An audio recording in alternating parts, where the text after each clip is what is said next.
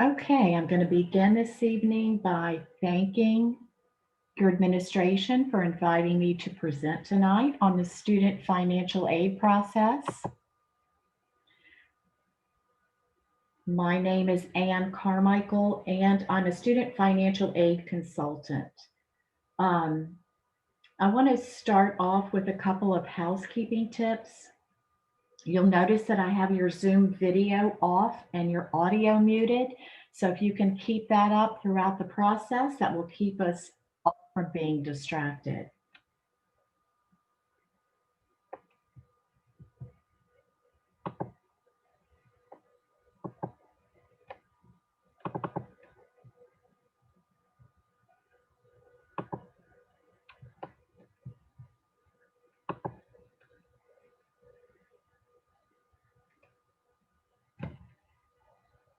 Okay, and also you can use the Zoom chat box down at the bottom of your screen to send me any messages throughout the presentation that you'd like to. If you're having trouble hearing me or seeing the presentation, just drop it in that box and I will respond to you.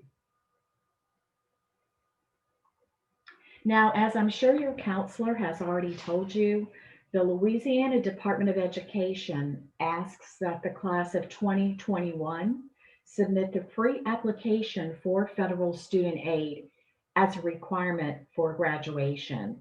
This is just going to ensure that your financial aid is ready and waiting for you on your college campus before you begin this fall. Now, because college can be expensive, you need to start preparing for the cost of a post-secondary education. And these costs include equipment, books and supplies, your textbooks, notebooks, a computer if you need one, your personal expenses like your phone bill, money to do your laundry, and fuel for your car to get back and forth. Um,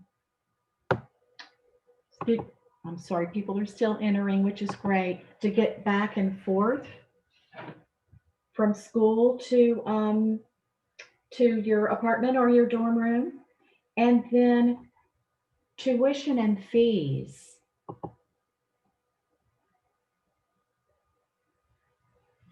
Such as parking, your library and technology, and your athletic fees, and campus transportation.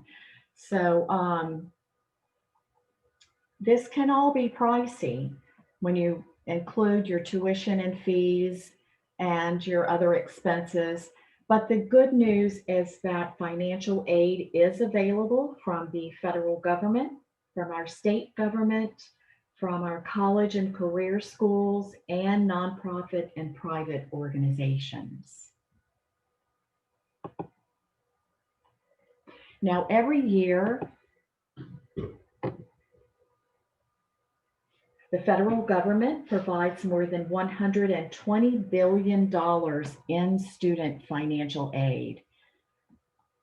Types of aid include the federal Pell Grant, the federal Supplemental Education Opportunity Grant, the Teacher Educational Assistance for College and Higher Education, or the TEACH grant, the Iraq and Afghanistan Service Grant, Federal Work Study, and Direct Subsidized, Unsubsidized, and PLUS loans.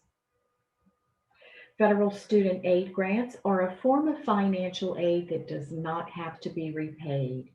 And those include the Pell Grant for undergraduates with financial need, FSEOGs for undergraduates with exceptional financial need, and those students may find that they're going to be offered a Pell and an FSEOG.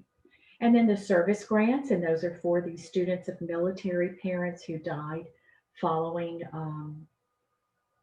9/11, and the TEACH grants for students pursuing a teaching career. The Federal Work Study Program provides part-time jobs to help you pay for your education expenses. So when you tell the financial aid office that you're interested in federal work study, you're going to be considered for this program. Now, the earnings from these jobs are going to be paid directly to you, and you should be paying your college expenses with these. This is a FAFSA question. So we encourage all students to select yes, they're interested in federal work study. It does not obligate you to accept the jobs. However, it does let the financial aid office know that you're interested.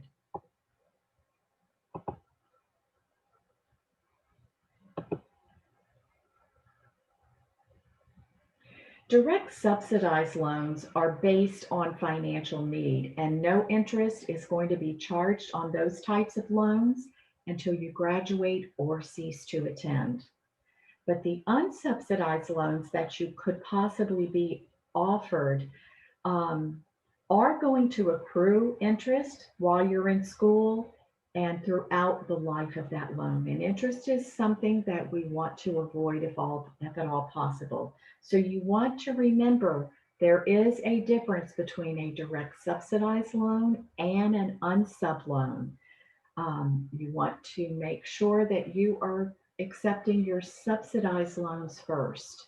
And you can remember this by telling yourself the U in unsubsidized means that you always pay the interest. Now, if you're taking out student loans and you're borrowing for a typical 4-year period while you're in school, that interest is going to add up. So just make sure that you understand the terms of borrowing. If you are offered loans, you do definitely want to accept the federal student loans first because payments aren't due on these types of loans until you graduate or cease to attend. The interest rate is fixed at a lower rate and no credit check is required. But on the private loan side, you really need to be careful here because most require payments be made while you're still in school. The interest rate might be variable and it's often much higher. And they almost always require a cosigner. And that means somebody that you know very well will have to sign as well. And the debt would become theirs if you don't repay it. So this is not easy to ask someone to co-sign your student loans. Just make sure that you understand the terms of these loans before you take them out, and check out your different private loan lenders if you need to, because the interest rates and those incentives to borrow are going to vary. So to dispel the myth, almost everybody is eligible for some type of federal student aid. All federal student aid and most institutional and private aid is contingent upon completion of the free application for federal student aid or the FAFSA. And that launched on October 1st.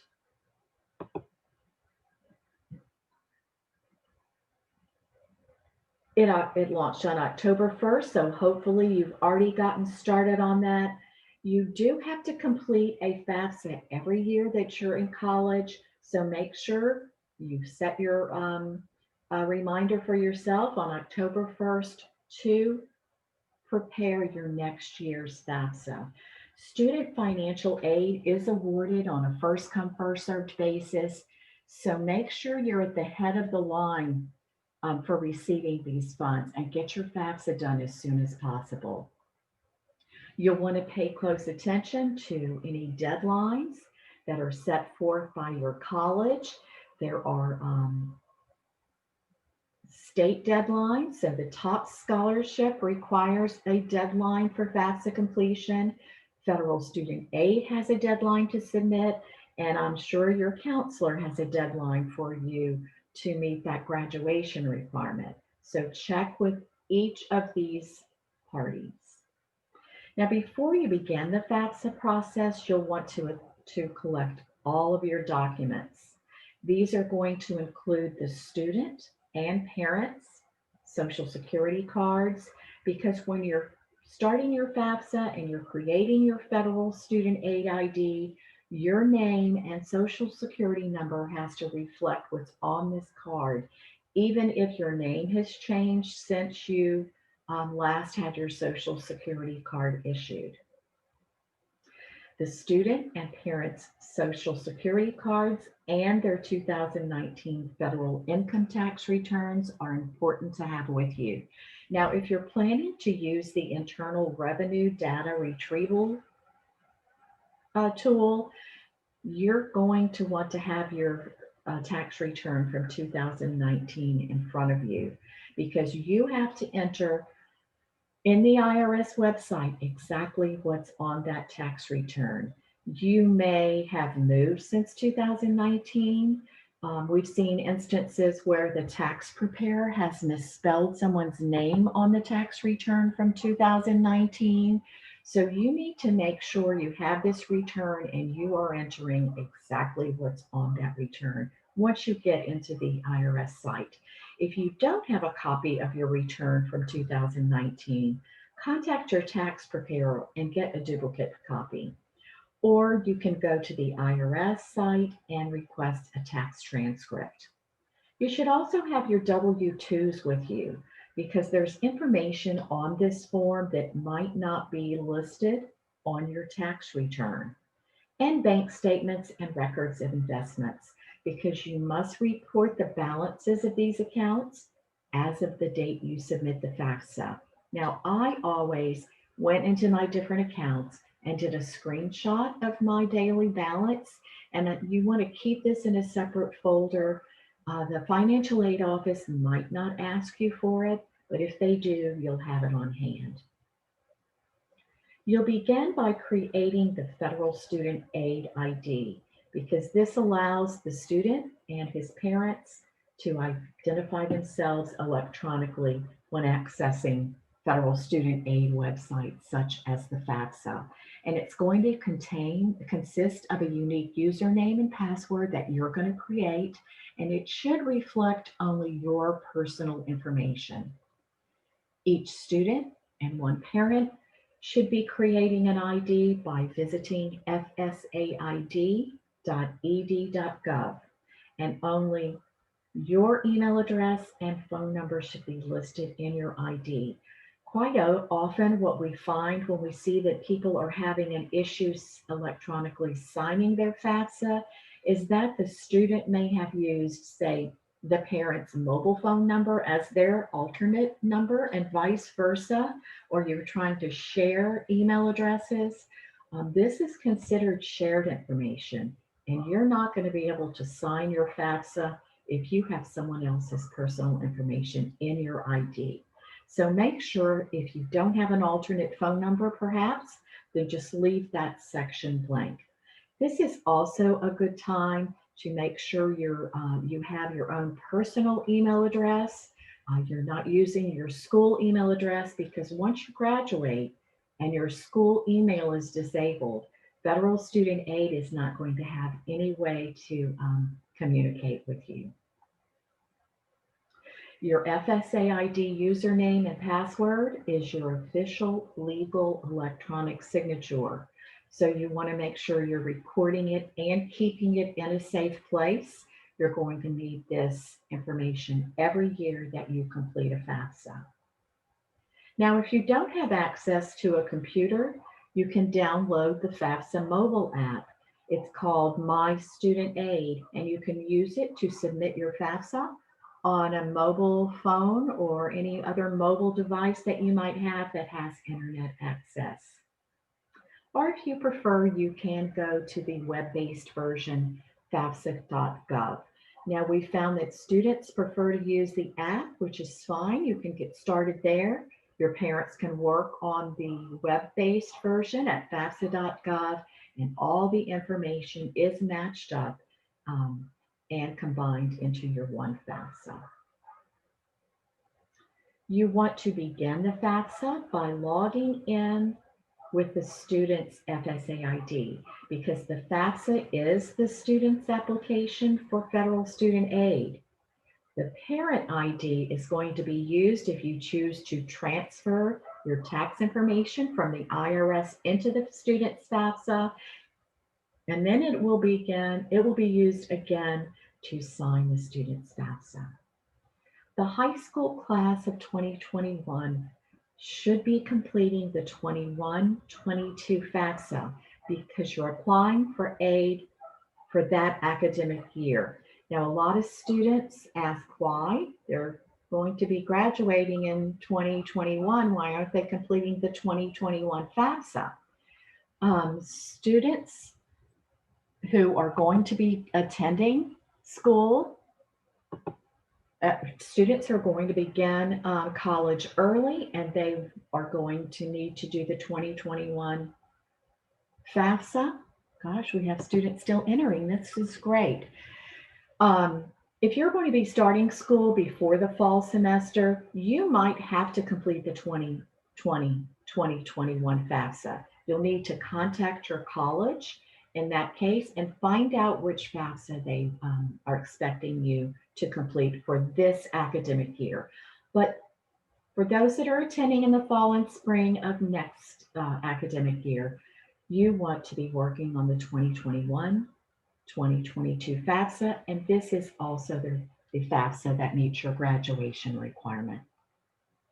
There are 8 sections that should be completed before you submit your FAFSA. You'll start in the student demographics section where you will be asked to provide your social security number, your name, date of birth, email address, physical address, your residency status, and your gender. And you see up in the top left-hand corner where it says student information, you're going to find that the FAFSA is going to flip back and forth. They're going to ask a couple of questions about the student, then they'll move over to the parent, then they'll flop back to the student. So always check up in the top left-hand corner to see whose information is being requested. Next, you'll come to the school selection section where they'll ask you to identify the high school you're going to be graduating from, any colleges that you want your FAFSA data to be sent to, and your housing plans at each of those campuses. The dependency status section will help you identify whether you're a dependent or an independent student in the eyes of federal student aid. You'll be asked 10 questions, and you need to consider those and go over those with your parents with you as well. They'll ask for the number of dependents living in your household, your parents' education, and some parents wonder why they're being questioned about their education, but this is an effort for federal student aid to identify whether the child is a first generation student, because there are additional financial options for students who are first gen. Then you'll get to the parent demographics, where parents will be asked to provide their social security numbers, their names, their marital status, and their email addresses. Next are the parent financials and student financial sections, where you will be asked if you filed your return in 2019, received any federal benefits, and you'll be asked about your savings and investment balances as well. And then the student financials, which the same questions will be asked of the student, so make sure that you are checking to make sure you are in the student financial section.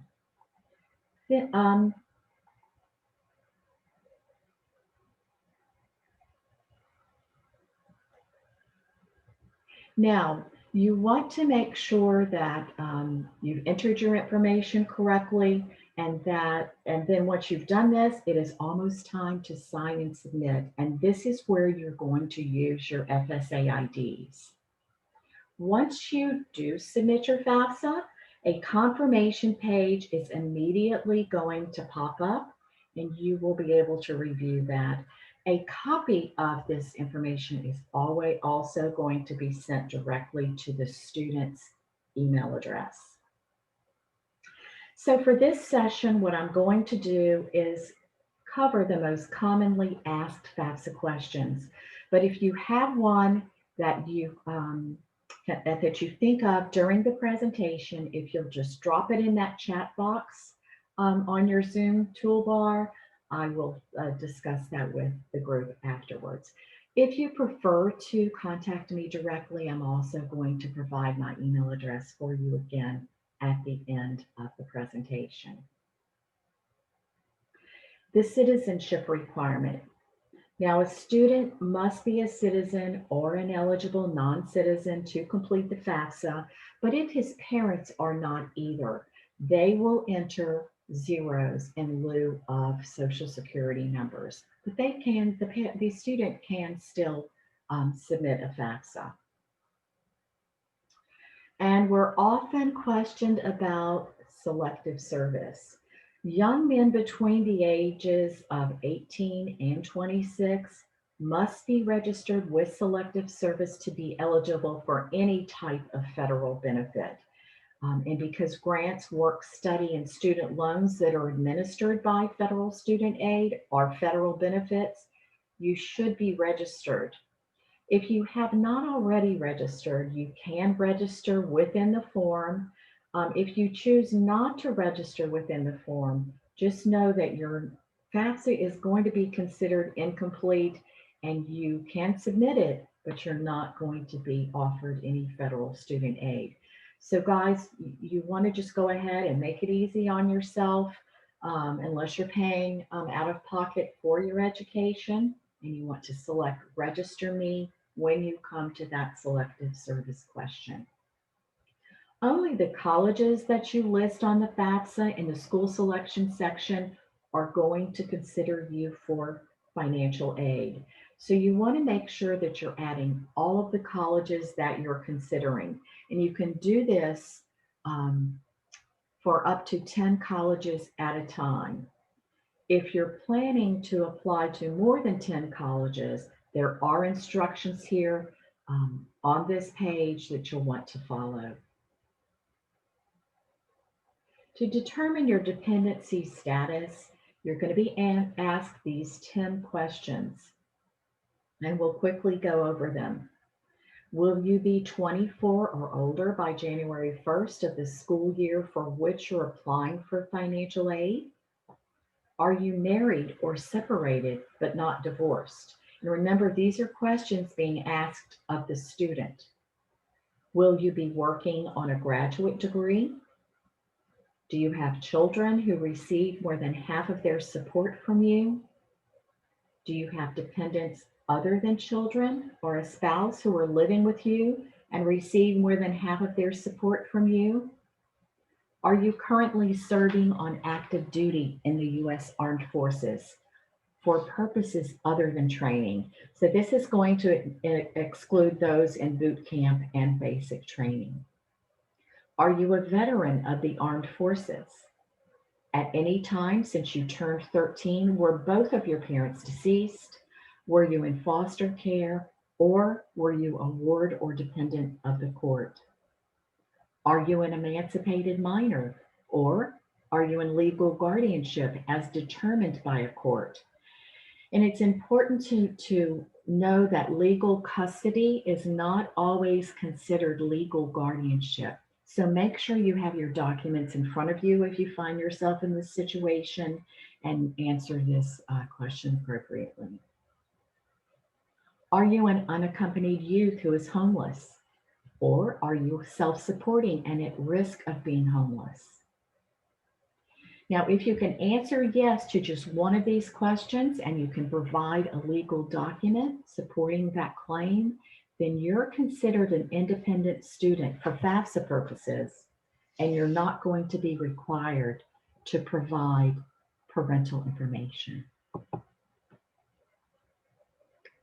For FAFSA purposes, unfortunately, you're not considered an independent student simply because you file your own taxes or you live alone and support yourself.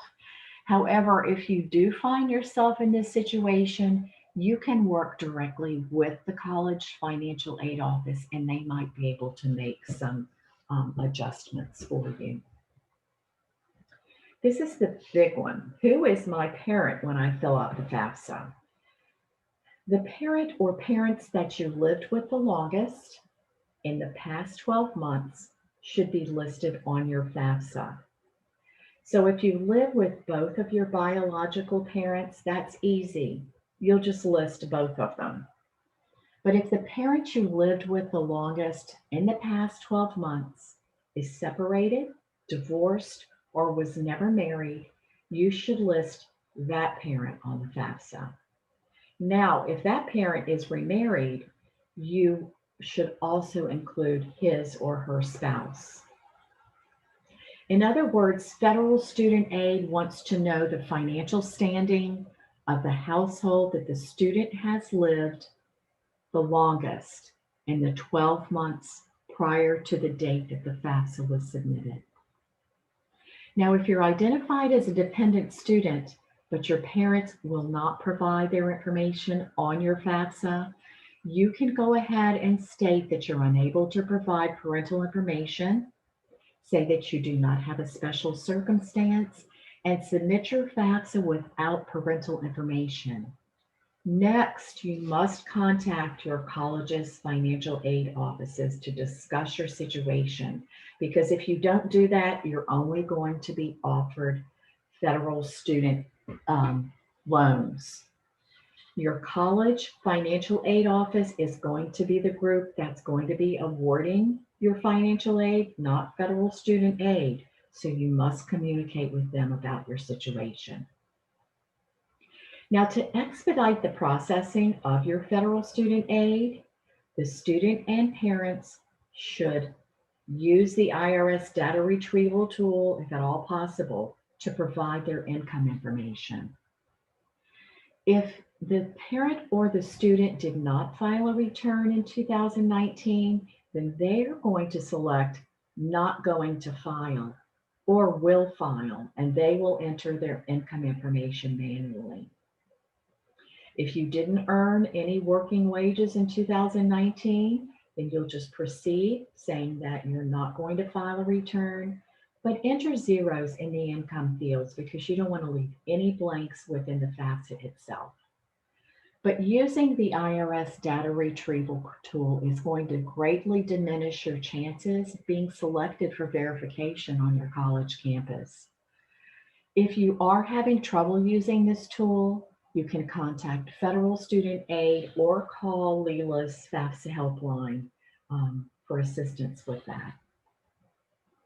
Using your 2019 federal income tax return, you're going to want to enter your name and address exactly as it's printed on that return. As I mentioned before, even if it's misspelled on your return or you've moved since then, go ahead and enter that incorrect information, because now you're in the IRS site and they want to identify you by the form that you submitted in 2019. And now it's almost time to sign the FAFSA. So the student and one parent should sign the FAFSA with your FSA IDs. And once you do, you're going to be shown this student aid report. Review your report. This is a reflection of all the questions that you were asked on the FAFSA and your answers to each one of those.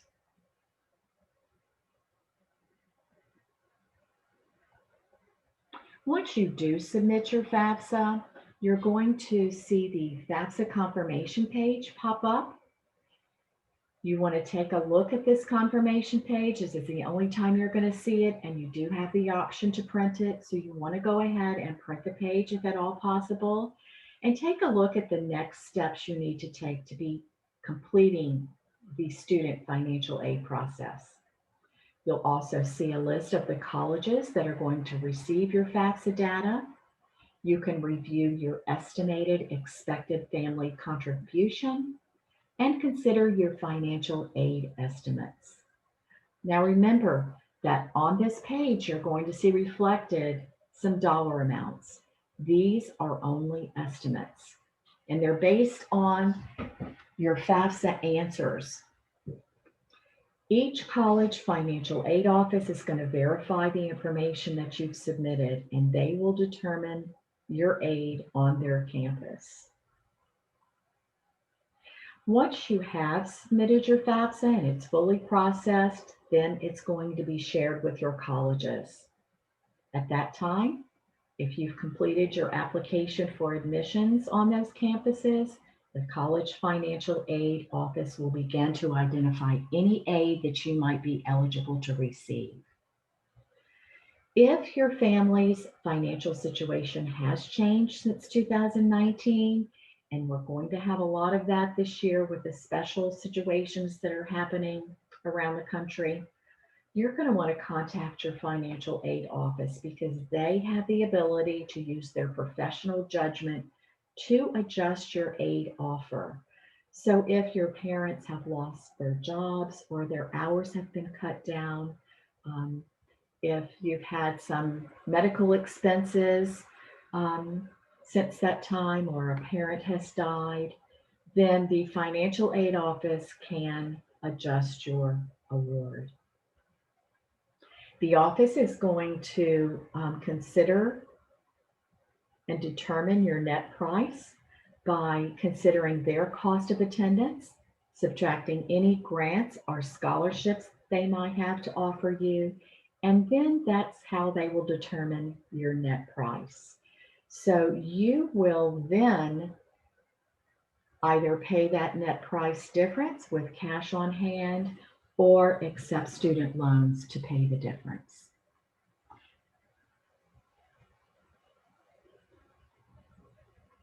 Now, the student will receive a financial aid offer from each of the campuses that he has applied to.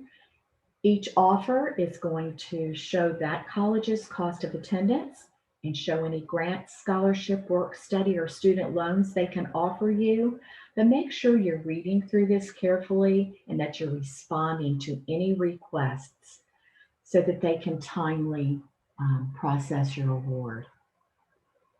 Accept your financial aid in this order: scholarships and grants, because this money does not have to be repaid; federal work study, because this is earned money that you do not have to pay back; and then loans, which is borrowed money and must be repaid with interest.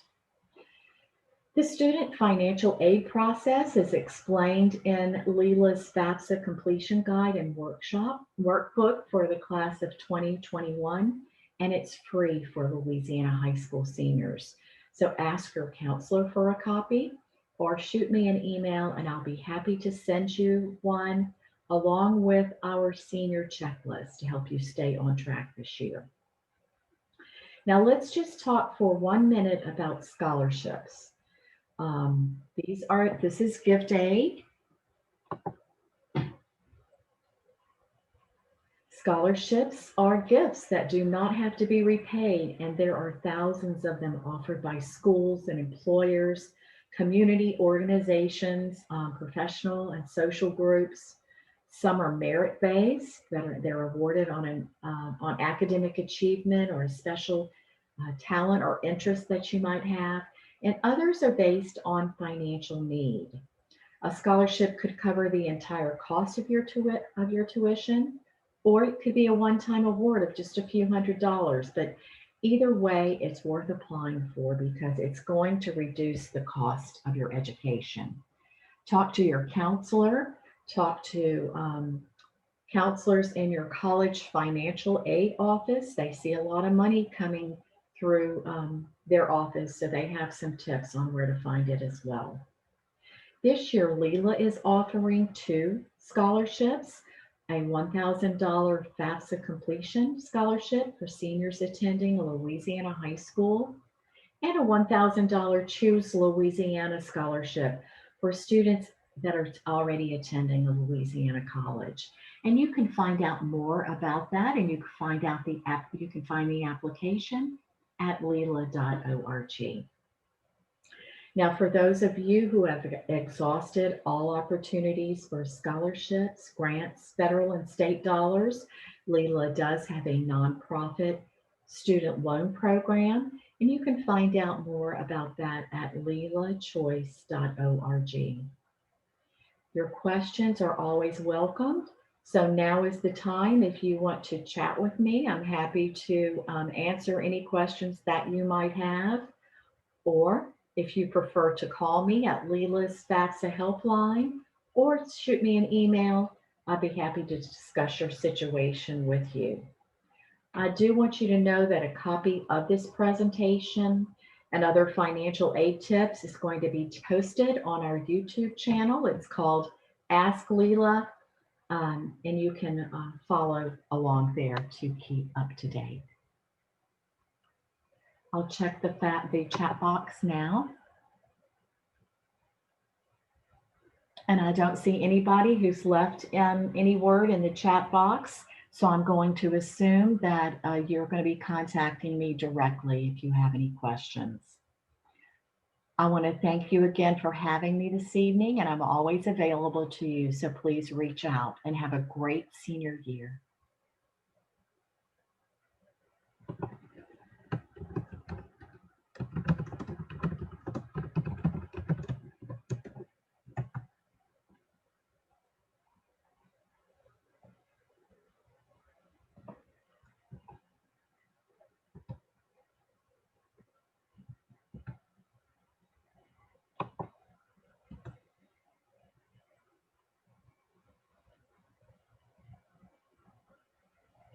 Thanks, everybody.